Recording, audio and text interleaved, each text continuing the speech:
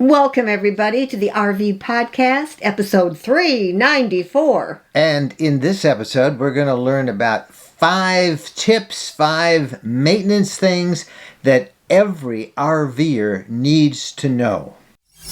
Welcome, fellow travelers. It's time for another episode of the RV Podcast. Answering your questions, sharing tips, suggesting great trips and off-the-beaten-path adventures, and always staying on top of the RV lifestyle news you need to know about with great interviews and inside industry information. Here's your hosts, award-winning journalists Mike and Jennifer Wendland. Hi, everybody. I'm Mike Wendland. This is my lifelong traveling companion and my bride, Jennifer. And we are coming to you from the castle. You're wondering what the castle is. This is our brand new Arcadia 3250 rear lounge from Keystone. It is a fifth wheel. And I know a lot of you who have been watching us for most or all of these 10 years, you're still shaking your head. The Wendlands in a fifth wheel? Hey, I'm still shaking my head. Me too. It's a big surprise for us and a big change of pace. But let's clear up something right at the start. Our Wonder is sitting at home in the driveway. We just got it back from the shop where we had it tuned up and it's raring to go. We are still owners of a small Class C motorhome, our leisure travel van's Wonder. We have, as we've explained before, we envision the fifth wheel as sort of being our base camp at our Tennessee property and perhaps some property we're hoping to have in Michigan this year, and maybe a few other trips. We are getting used to it. We are in the midst of it'll be about a 2-week camp out with it, where we're making it our own and learning all of its features. And I know it's hard to think we're in a fifth wheel, but we're in both. And, you know, another reason besides having this in Tennessee and our property that we're going to get in Michigan is we need to know how it is to tow. We need to know all about a fifth wheel because many of you are in a towable of some sort. So this is us broadening our horizons, learning new things, and let's just be honest, having a really good time about it. It is roomy, I'll say that. Yep. Well, we'll say a lot more. We'll have lots of videos coming up. We'll show you a couple of side views of us inside now. And why are we inside? I know it's May, but it is a very cool 50-something degrees out there in Michigan where we are camped now. It's very damp. You know what it's like when it's damp. Yeah, and actually I came out here and did some editing, some video editing today. Tomorrow I'm out here. I've got projects to do every day. There's a little chalkboard. I don't know if you can see it over my head. And I really like that, by the way. That's a neat feature. That is a really great feature. We've talked about that as a tip before, having that chalkboard where you can make your grocery list or your to-do list, maybe places that you want to go see, all those things that you don't want to forget and you want it available, plus the address of where you're camped. I've got it. So that if there were an emergency, it's easy to just look at the chalkboard or some sort of, wherever you want to tape a sheet of paper, so that you know exactly where you are when you're rattled and under pressure. So we've written down our campground that we're in and our site number. So if you had to call for help, you just look at that, and that's just a good tip that we pass on. But it's really neat. They build that into the front of one of the cupboards, and on the other side, it's also a chalkboard. So if you have stuff you don't want, personal things you don't want the whole world to see. Yeah. More bourbon. No, we don't have that. But anyway. This has been a really busy week of traveling for us. Oh. I don't even know where to start. Well, that's why you have the chalkboard, too, so you know where you are. Yeah, that's right. Huh. Yeah. So we're having fun with this thing. We have lots of videos to do, and you'll hear more about it. We have a very busy travel schedule coming up this year. We've got many trips that we're going to be taking, and we'll be telling you all about those. Meantime, though, let's check some feedback that we have that we want to share with you that we got from some of our listeners on things we've been talking about. All right, this first one is from Judy, offering a suggestion about the discussion we had on our Ask Us Anything live show Sunday night about ground cover mats for RVs. Regarding your mat, Jen, If you don't have a case to carry it in, I have the largest garbage bag you can purchase. And when we are ready to depart, it is folded and stored in the bag until we get home. And you take it out, hose it down if necessary, and when dry, it's good to go. Also, the garbage bag is turned inside out, dried, and reused. Keeps the RV storage area cleaner too. And that is a great tip. Is a great tip.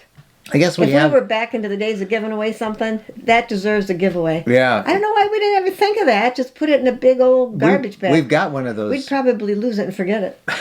We've got one of those big, I don't know what they call them, husky bags, huge bags that we use for lawn debris and stuff, and it would fit in there. But this is better because it doesn't take up that much room, and you turn it inside out. Even if it's not wet, if it's clean, it's still got a bunch of debris, and that debris gets it so dirty in there. That is an excellent tip. Thank you, Judy, for saying it. Awesome. And again, we were talking about the mats. We were sharing that we have done too much shopping and spent a lot of money over the last week after we got this, getting everything from dishes and cooking utensils.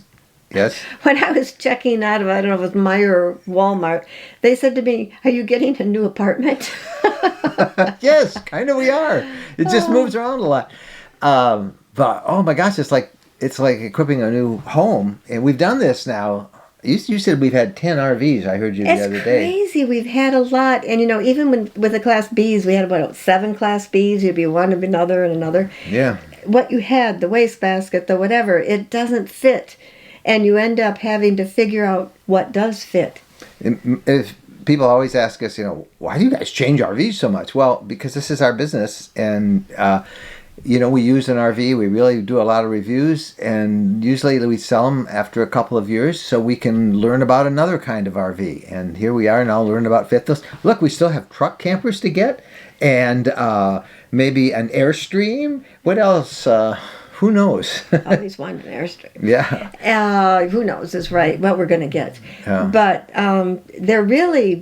there's so many different things in different RVs and storage spaces and what works and what doesn't work. And you send us questions, and sometimes we do a little research for you, but I hate saying, I don't know, I've never used one of those. So we've learned all about towing, all about auto leveling one of these. Yeah, I mean, I drove this. She did. We went to driver's school.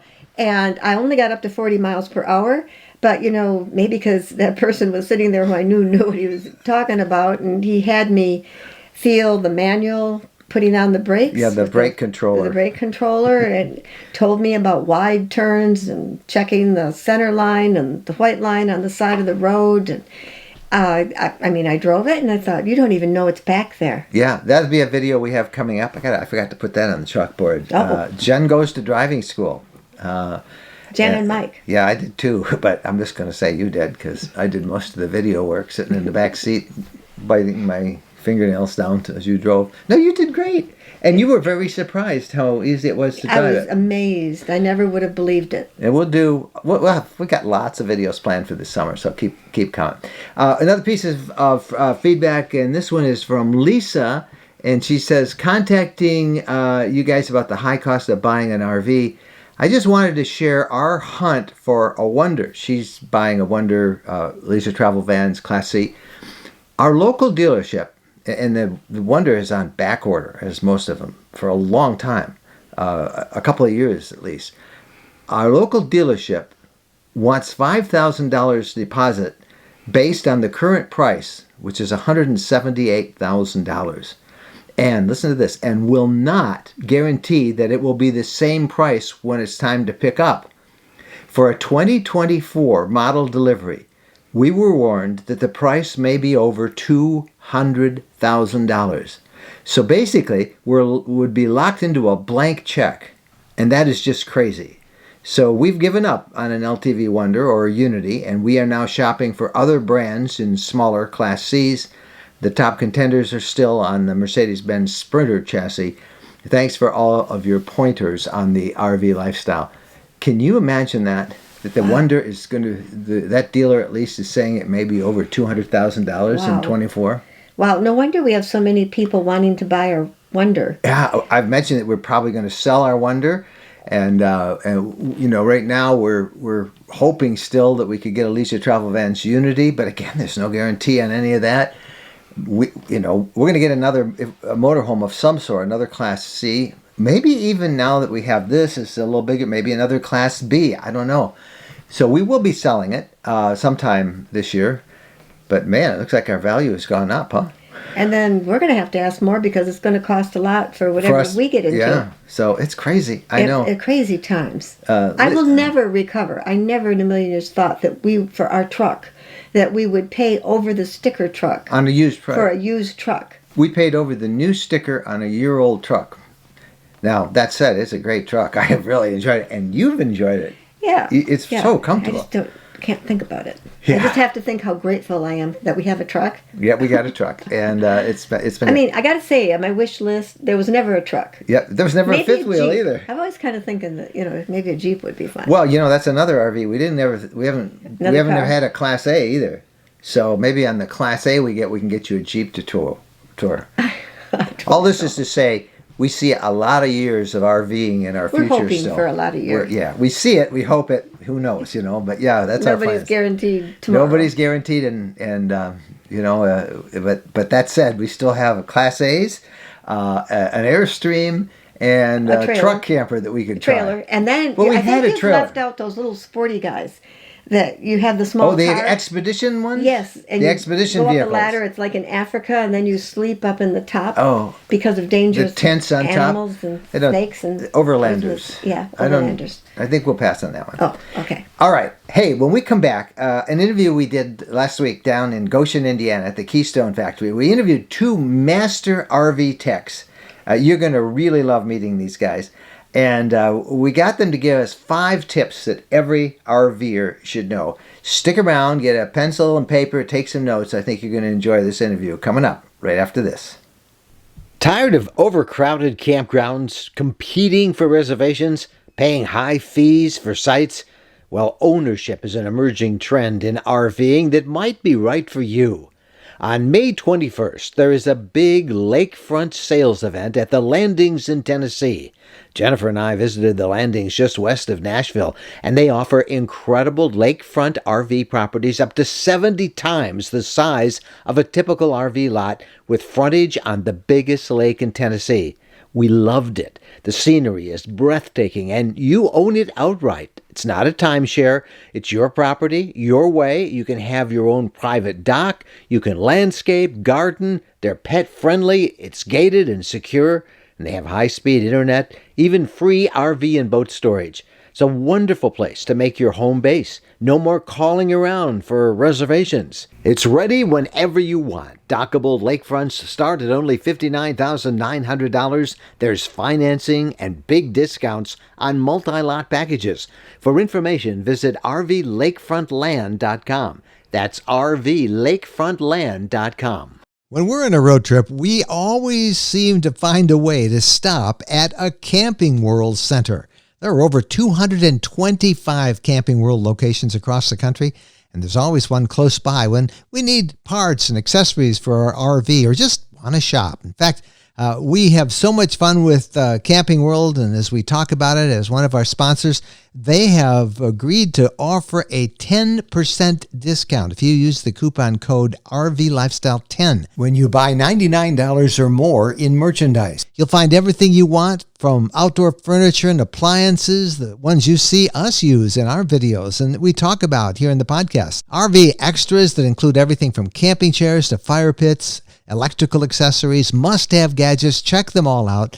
And again, don't forget, use the coupon code RVLifestyle10 when you visit campingworld.com. Welcome back, and now it's time for the interview of the week, and I know you're going to learn a lot and just benefit from this interview. Well, we were down in the Elkhart, Indiana, RV capital of the world region last week. We interviewed 2 stars in the RV tech field. You will know them maybe from their YouTube channel. We'll put a link to their channel in the interview. But I think you're going to find Bart and Matt are 2 master RV techs who have just a great, to-the-point way of getting across technical information that every RVer should know. So when we were down there, we got a chance to meet the two guys, to talk to them, and to have them come up with a list of 5 things that they think every RVer needs to know.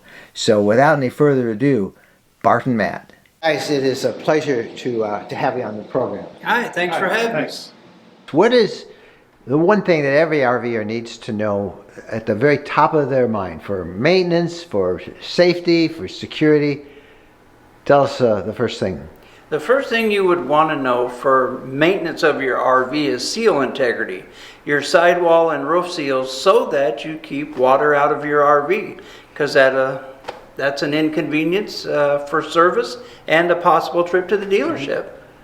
So walk us through, what do you mean by checking the roof? I mean, Sure, no we have a problem. new RV, we shouldn't be leaking, right? You know, absolutely. But what happens with sealants used on RVs today is when they have UV exposure, they will shrink over time. So what we as an RV owner want to do is just periodically get up on the roof, and we will inspect for any seal voids in the roof, sidewall, or slide outs, and we catch them while they're small. And if we find those voids, we'll want to just get some sealant and repair them. So we're talking about cracks in the seal. Yes. Cracks in the sealant, visible cracks. How often do we have to check these? For About 3 months, every 6 months. yeah, every 3 to 6 months, just on a Saturday morning when you're doing coffee and you got a few extra minutes. I guess the question this handyman has is, okay, I find some cracks up there. What do I do then? If you do find cracks, you would want to get either a roof sealant if it's on the roof, depending on the roof you would have. At Keystone, we use alpha, so you would want to get an alpha sealant, and you would want to just peel off the cracked area and then just reapply over that area with some new sealant. They can go to any of the big box home improvement stores? I would say any of your RV stores or any of your local stores that carry RV supplies. All right. Roof, big problem if you don't take care of them. Oh yeah, big expensive problem if you don't take care of it. All right. All right, so that's the first thing. Second thing we want to be mindful of is our sewer system, our tanks, our holding tanks, and we want to make sure that we use the right cleaner and deodorizer. Again, you can buy those at any locations that provide camping products, and it doesn't matter which brand you use. Just read that label's directions for use it properly, and then I like to put in, you'll see me say this on any video I do, lots of water. Lots and lots of water. water. Don't skimp on the water. When you say lots of water, you flush the toilet twice? What do you Well, do? by lots of water, what I want the RVer to know is that when you use your camper, we want you to have all your termination valves closed while you're camping so the water can build in the tank. So at the end of your stay, you want to be able to dump your tank, and that can't happen if there's no water in the tank to dump. And that water is what carries away all the solids and the toilet paper. There are a lot of RVers who think that, well, I got to get that stuff out of there as fast as it comes, and they just empty too soon without Correct. enough water, and then things cake on. It's a Yes. stinky problem. Cake on, build up, it doesn't smell good, and using more water versus less water is just a way for you to have a more successful camping trip with less things to come up as problems. And these deodorizers, they really do work? Yeah, they actually really do. It amazes me that we're asked about toilet paper because you spend all this money on an RV and then you decide you're going to save money by buying your favorite toilet paper for your house. So don't do that? No, don't do that. An RV sewer system is just a little bit different, and the toilet paper is made just a little bit different. It is typically a single ply, which means it can dissolve really quickly. So if you're just on an overnight stay, no problem. It can dissolve and flush away nice and easily versus your favorite 3-4 ply that's cushy soft. So at a lot of RV campgrounds, I will see people with their sewer hose connected into the drain, And they have left the termination valve open, so it just, whatever they put in the toilet or the gray tanks flows right out. Is that a good idea? It's actually not a good idea, because any solid you would then put in your black tank during your stay is just going to fall to the bottom and dry and build a mound. And that's not what you want. So we recommend that those termination valves stay closed the duration of your stay, and that before you leave, we actually recommend that you put more water in, so that when you do pull that termination valve, it is a nice little river flowing everything away down the drain. What's tip number 3? Okay, so tip 3 would be, we want to make sure that you are safe in your RV. And when you're towing with a truck and a travel trailer, we want you to be mindful of the speed that you're driving, because RV tires are rated different than truck and car tires. And it doesn't mean you can't have a nice, safe, fun trip, but we want you to be mindful of your speed and also be mindful of how much your RV weighs. It's pretty easy to overload an RV, so when you do get your rig set up with all your favorite stuff, we just ask that you maybe run across a CAT scale anywhere, any truck stop, and just make sure that you're under that posted weight on the Fed sticker on the side of the trailer. And on that Fed sticker, you can get the speed that your tires are rated for and drive in that range. Where do you find those stickers? They're posted On the driver's side of every one of our RVs, Okay, so it normally lists, towards the front. and it lists all those specs that people need to know. Yes. Big question is air pressure. Yes. Okay, so we definitely recommend that you check your air pressure every trip. And the reason for that is underinflation, overinflation can cause premature wear, or if it's in a hot environment, say Arizona, Texas, where it commonly gets 105, and then you're driving at an increased speed with a fully loaded RV, what it does is it creates air pressure to increase in your tires.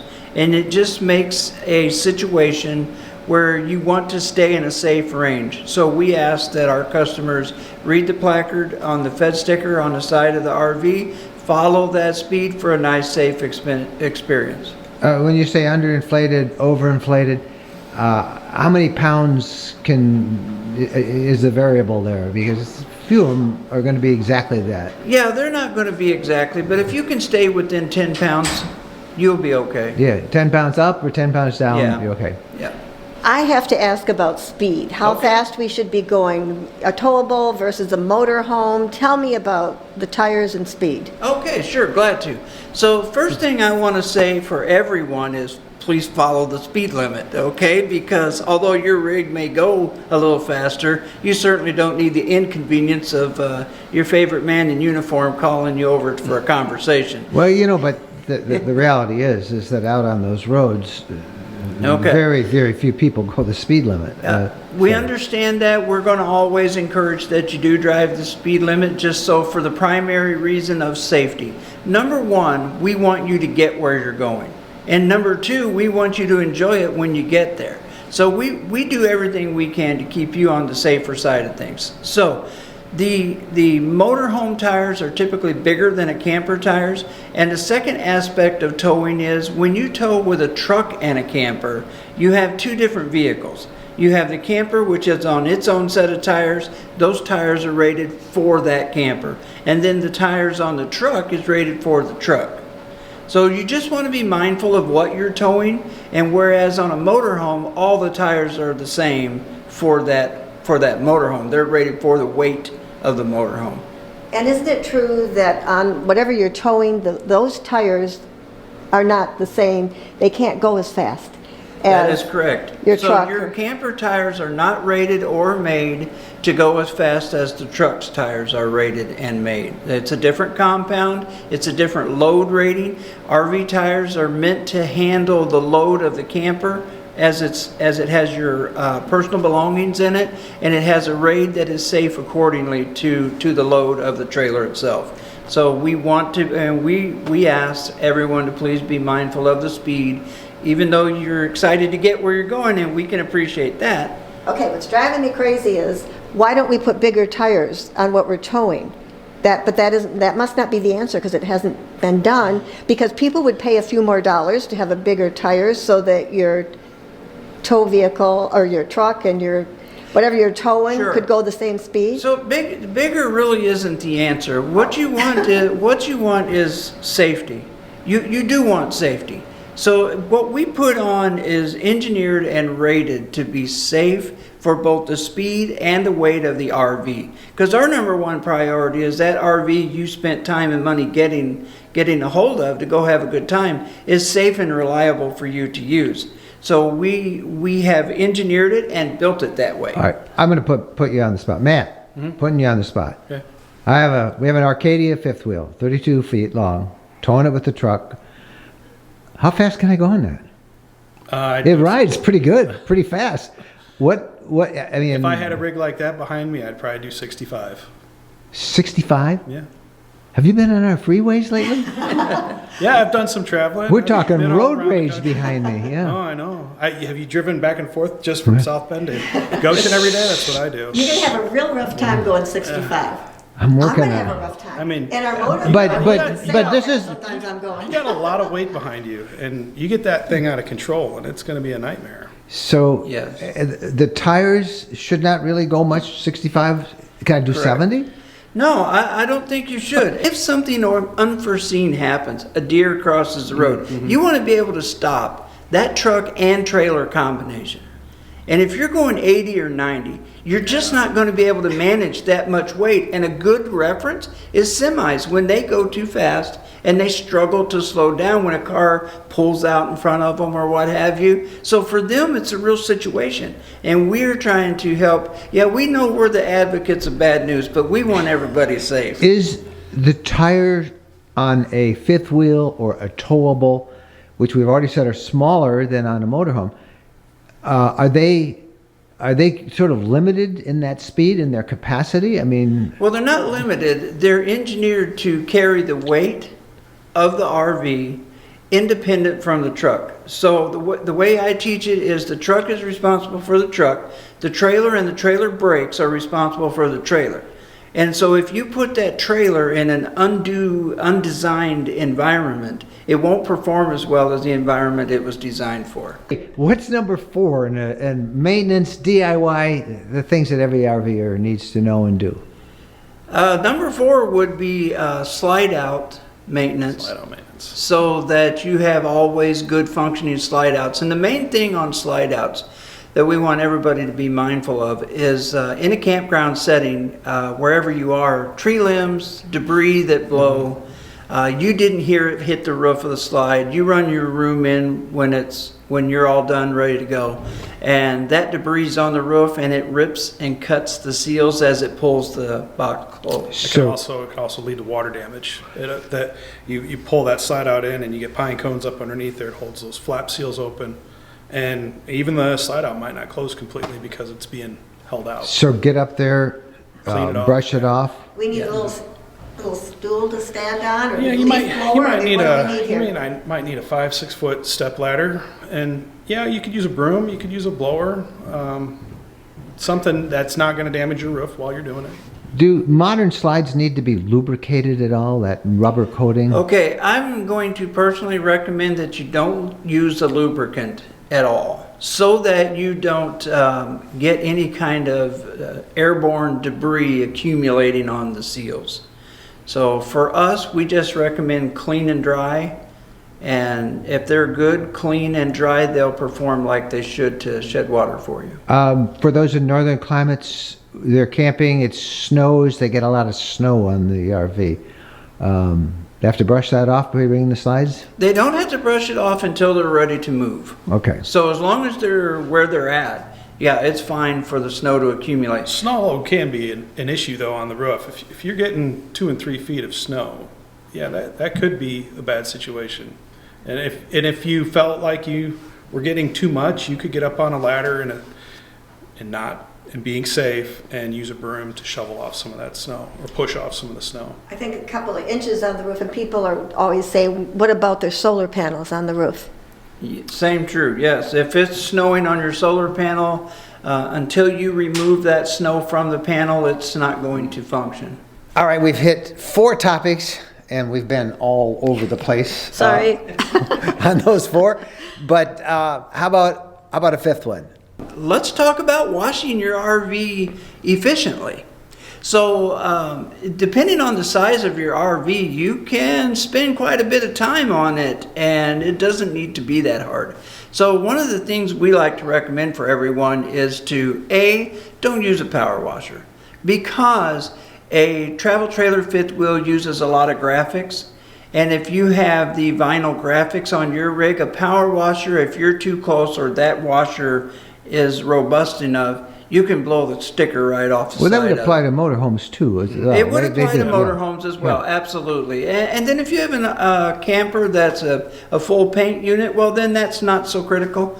The second problem is water spots. So I RV as well, and I do not like water spots. So it's a little pet peeve of mine. So I don't use a garden hose with a sprayer and a bucket of soap and water, because although it cleans all the dirt off really nice, at the end of it, now I'm looking at a beautiful, clean, dry, spotty motorhome, and cleaning that off windows, no fun. So I use an extension brush and a wet dry mop system, to where I'll use like a microfiber pad on one side of the brush, and I'll clean an area, like say the rear wall first, and then I'll flip it over, the pad over, and dry it real quick. And that way I got a nice clean unit, and I don't have water spots. Now, is there a particular one you buy, or is it you just No, you can, again, your favorite place to shop for RV products. It doesn't have to be RV related. The key is that whatever you use for a soap is just a mild soap that won't attack the painted surfaces. A mild soap, microfiber cloths are just wonderful to work with, and they're reusable. You can wash them. At the same time with washing, it's a good time to look at your seals too while you're going around and doing that, because you don't want to get water in a compartment door or in any of your unit really. So that's a good time to inspect that as well. You said no power wash. That include most car washes and do-it-yourself car washes. Yes. Yeah. Now, we don't mind if you use a power washer or a garden hose with high pressure for the frame and tires. So if you've been in a muddy area and you got the undercarriage all pretty well full of dirt and mud, no problem. You can wash those areas. But what we're focusing on is the spots on windows, because now you're just washing your rig twice. You wash it takes a few hours, and now you got to come back and redo the windows. So with the wet dry method, you don't have to do that. Well, this has certainly been a very educational session. This is going to be a whole new life experience for us, because we've had the motor home, and you always believe that when God wants to wash it, it'll get washed. It's called rain. Well, guys, thank you so much for making time with us, and this is very helpful for all of us, particularly me in controlling my lead-foot wife. Thanks for being on the podcast. You're welcome. Thank you. Thanks. Well, I got to say, I learned a lot more than I thought I would learn. I thought it was just going to be another interview about stuff I've known, but Bart and Matt. I learned a lot. Plus, it was fun. It was a heck of a lot of fun, and that's just really great practical information. So I hope you guys found it as interesting as we did. We will put a transcript of the interview on our show notes. You can find that on our lifestyle, rvlifestyle.com travel blog, rvlifestyle.com. And we'll put the transcript there. And we'll also put a link to Bart and Matt's channel, where you can see other things that they have put up from Keystone, where they work, Keystone RV Company, on just basic maintenance and things that every RVer can do. They were a lot of fun, and we enjoyed meeting them. We will be right back. And when we come back, we've got your questions for us. So stay with us. When we're asked what's the most important modification we made to our RV, it's an easy answer. Battle-Born batteries. Battle-Born batteries are quality, safe, reliable lithium batteries that allow us to stay out there off the grid longer. Lithium batteries charge faster, they charge fuller, they're longer lasting, they're maintenance-free, and Battle-Born batteries are protected by a 10-year guarantee. Now, in our case, they just dropped into the existing AGM batteries that we have. And they'll probably be the same on your rig too. Battleborn battery experts can get those in your rig just like they did with ours. They can also match you up with the right cabling, the inverter, the charger, the solar controller, everything. Jennifer and I swear by our Battleborn batteries. They allow us to boondock off the grid. Check them out. Go to rvlifestyle.com/lithium. rvlifestyle.com/lithium. All right, it's time now for the questions of the week. Your questions to Jen and I, and we do love to get your questions and your comments. You can send them to them. That's our personal email, Mike and Jen at rvlifestyle.com. Who's our first question from? Our first question is from Kathy, and she says, my husband and I watched your YouTube show talking about traveling the Natchez Trace. We do not have an RV, but wondered if we drove our vehicle, if there would be lodging along the way.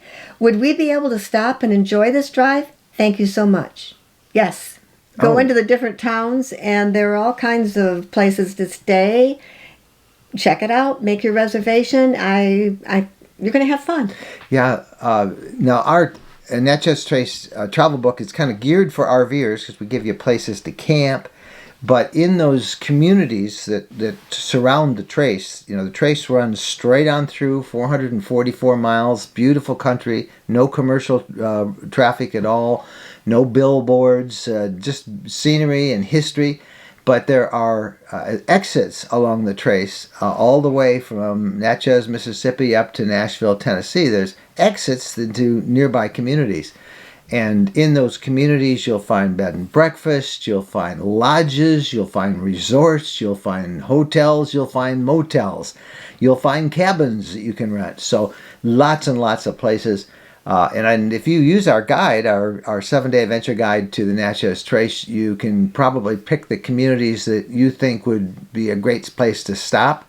You can follow our guide and do all the stops on the Natchez Trace in any kind of a vehicle. Doesn't have to be an RV. And then just find your own lodging just by getting on Mr. Google and looking for lodging in those communities. So it's a great trip. And this is the perfect time, don't you think, to take the Natchez Trace? I do. Yeah. Second question for today comes from Paul. And Paul writes this. We are about to order an RV and request your input about boondocking and air conditioning and how much solar, battery, and inverter power they're going to need. They'll be camping a lot in the Southwest and South. Well, I'm going to rain on your parade a little bit, Paul. And don't expect to be boondocking off the grid and be able to run your air conditioner like you would want to. If you have enough solar and enough lithium batteries and a big enough inverter, you can probably run your air conditioner for a couple of hours. You can't run it much more than that. And there's all these people out there making claims that you can run your air conditioner all night long. Well, not very well. Not unless you have this massive solar display on your roof. So you're going to have to get the idea of boondocking off the grid and running your air conditioner with solar. Now, it's a little easier in a small unit, maybe a Class B. And if you don't bring a big air conditioner, maybe you can get a few more hours out of it. But you would need to have about 1,200 watts of solar and at least maybe 400 amp hours of lithium batteries and at least a 3,000 watt inverter to be able to run your air conditioner most of the night. That's just out of roof space. Most people don't have that much roof on an RV. Again, the Class Bs, if you have a small Class B with a smaller air conditioner, if you have the soft start on the air conditioner, yes, you can get a little bit more time. You can get a couple, 3 hours maybe, but that's not all night long. So it's just a fact of life. I'm thinking about this. I have never seen a ceiling fan in any type of RV. Have you ever seen one? Oh, I think we did in some of the big Class A's. Yeah, some of the big Class A's have them. But some of the big fifth wheels have them. But I can see the need for a ceiling fan. I mean, personally, I have a battery-operated fan. It's a pretty good size. Runs on D-cell batteries. Yeah, huh? D-cell batteries. Not that using batteries is the best option. And we have a little fan that we use often, just about every night. There are 12-volt fans, so you can run a little bit off of your coach batteries, off your engine batteries as well with a 12-volt system. And the 12-volt system will power up, small little things. But to do a lot of air conditioning and boondocking off the grid, you're not going to get a lot of time. And if you deplete your batteries, it's going to take a long time, at least a full day or half a day's driving to completely top them off again. So I hate to rain on anybody's parade, but there's just a lot of unreal things that are being said out there about solar and about lithium. They're great. We wouldn't be without them. They make us able to boondock off the grid for a long period of time. We just don't run our air conditioner a long period of time. And we don't go where it's really hot. Yeah, we try not to. We try and do our southern trips in the winter, and we try and do the northern areas. Even up here in Michigan in the summertime, it's in the 80s and 90s. Then you get the sometimes. bugs out there. You don't want to go outside. Yeah. So, anyway, that's all. Do you have a question? Do you have a comment you'd like to make? You can reach us, Mike and Jen at RVlifestyle.com. Mike and Jen at RVlifestyle.com. All right, that's the show for this episode. Thank you guys so much for watching. Don't forget to subscribe to this podcast. And when you do, if you give us one of those 5-star reviews, it really helps with all the different podcast apps and telling people about the RV podcast. So please give us a nice review and be sure and subscribe too. We're Mike and Jen. Thanks for watching. Happy trails.